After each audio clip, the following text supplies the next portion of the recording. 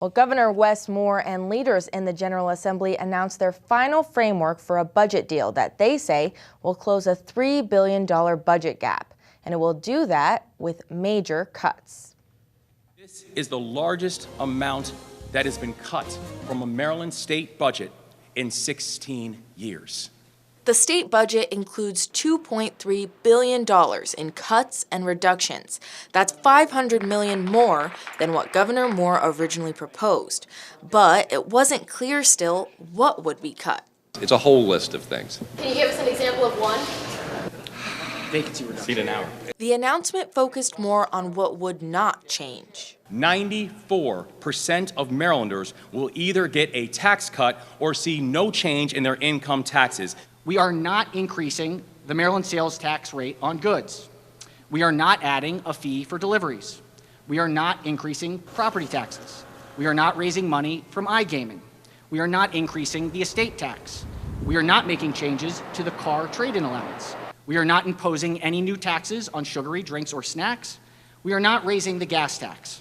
The framework does narrow down the business-to-business service tax the governor previously rejected.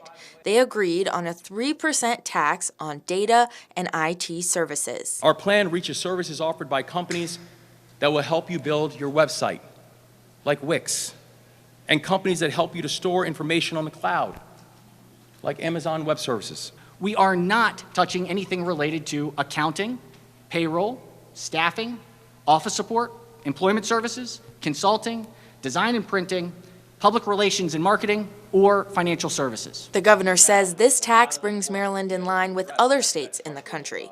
And tax increases will be hitting the most wealthy with the creation of a high-income tax bracket. Governor Moore introduced that as a contrast to actions at the federal level. So the White House cuts taxes for the rich and burdens everyone else with high prices. Here in Maryland, we're showing there's another way. And while the governor said this budget would turn the $3 billion deficit into a surplus, he couldn't say what that amount was. Well, we're still working through the final numbers. And Senate and House Republicans weren't happy with the lack of specifics. They couldn't even answer one question. Name one tax that you're going to cut. Name one cut. Couldn't answer it. We heard Trump, Trump, Trump, Trump, and we're raising your taxes $1 billion. That was the net result of this press conference. What wasn't mentioned today was cuts to the blueprint, which lawmakers said would be in a different bill. More details on the budget are set to release later today, while others will have to be worked out in the last 2 weeks of the session.